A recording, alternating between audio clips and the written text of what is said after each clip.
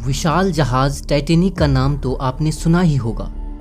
इतिहास की मार्मिक समुद्री घटनाओं में से एक टाइटैनिक के डूबने की घटना से रूबरू होने वाले हर शख्स की आंखें नम हो जाती है।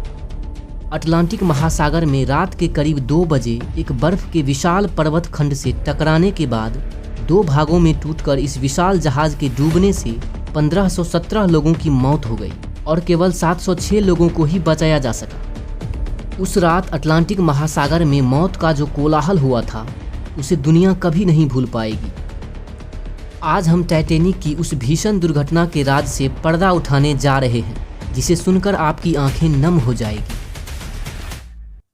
अपने जमाने में इंसानों द्वारा बनाई गई सबसे विशाल रहे टाइटैनिक का निर्माण कार्य 31 मार्च 1909 को शुरू किया गया था, जिस पर 3000 लोगों ने काम किया और इस जहाज को 31 मई 1911 को ठीक 26 महीने में ही तैयार कर डाला था। इस शिप की लंबाई 291.5 मीटर थी, जिसमें 3 फुटबॉल मैदान आसानी से आ सकते थे। लॉन्चिंग के दिन इस विशाल टाइटैनिक को देखने के लिए 1 लाख से भी ज़्यादा लोग आए थे। इस जहाज को बनाने में $7.5 मिलियन लगे थे, जिसकी कीमत 1997 में $120 मिलियन थी। टाइटैनिक जहाज में 4 चिमनियाँ थीं, जिसमें से 3 चिमनियाँ सिर्फ धुआं निकालने के लिए लगाई गई थी और एक जहाज का संतुलन और उनका सौंदर्य बढ़ाने के लिए लगाई गई थी। हर एक चिमनी इतनी चौड़ी थी कि इनमें से 2 ट्रेन एक साथ आसानी से निकल सकती थी। इस जहाज को चलाने के लिए प्रतिदिन 825 टन कोयले की ज़रूरत होती थी। टाइटैनिक के अंदर gym, library, swimming pool, garden, restaurant जैसी सारी सुविधाएं उपलब्ध थी। टाइटैनिक में हर रोज 14,000 गैलन पीने का पानी, 40,000 अंडे, 1500 गैलन दूध, 8,000 सिगार इस्तेमाल होते थे।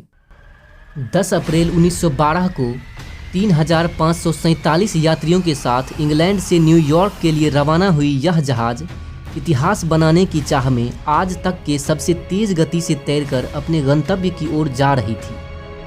भोग विलास के सामग्रियों की कमी न होने के कारण सभी यात्री नाचते गाते झूमते विशाल टाइटैनिक की यात्रा का अनुभव करते हुए अपने गंतव्य तक जा रहे थे। इसी तरह 4 दिन बीत गए और तब आया दिनांक 14 अप्रैल 1912। यह दिन समुद्री इतिहास के पन्नों में मौत की स्याही से लिखा गया है। 14 अप्रैल 1912 टाइटैनिक इस समय उत्तरी अटलांटिक महासागर में था। मध्य रात्रि का समय था। जहाज तेजी से अपने गंतव्य की ओर चला जा रहा था। तभी जहाज के एक क्रूमैन फ्रेडरिक फ्लीट की नज़र अचानक 100 फीट के खड़े एक आइसबर्ग पर पड़ी, जो कि जहाज के ठीक आगे था। उन्होंने तुरंत ही इसकी घोषणा कर दी कि जहाज के ठीक आगे एक विशाल आइसबर्ग है। यह सुनते ही सारे क्रू मेंबर्स अचरज में पड़ गए और तुरंत जहाज को रोकने में लग गए। जहाज के सारे इंजन बंद कर दिए गए और जहाज की दिशा मोड़ने का पूरा प्रयत्न किया गया। सभी ने बहुत कोशिश की कि किसी तरह जहाज को आइसबर्ग के रास्ते से हटाया जाए, लेकिन अंततः जहाज का अगला हिस्सा आइसबर्ग से जा टकराया, जिससे जहाज में एक बड़ा छेद हो गया और पानी भरना शुरू हो गया। जहाज में हलचल मच गई। सभी यात्रियों के चेहरे पर डर का माहौल था। सभी टाइटैनिक के छत की ओर भागने लगे। जब जहाज के कप्तान एडवर्ड स्मिथ को लगा कि अब जहाज को डूबने से नहीं बचाया जा सकता, तो उन्होंने लाइफ बोट से लोगों को उतारना शुरू करवाया। सारे क्रू मेंबर्स अपनी आखिरी सांस तक यात्रियों को बचाने की पूरी कोशिश कर रहे थे। लाइफ बोट की संख्या कम होने के कारण सबसे पहले औरतों और बच्चों को उतारा जाने लगा और इस तरह केवल 706 लोगों को ही लाइफ बोट पर बैठाया गया, जिसमें मात्र 58 पुरुष थे। इधर जहाज अब डूबने को था। बचे हुए लोग किसी तरह लाइफ बोट पर जाना चाहते थे। सारे संगीतकार आखिरी समय तक संगीत बजा रहे थे। मौत और जश्न का ऐसा माहौल था कि वह आइसबर्ग भी सोचता होगा, यह मैंने क्या कर दिया।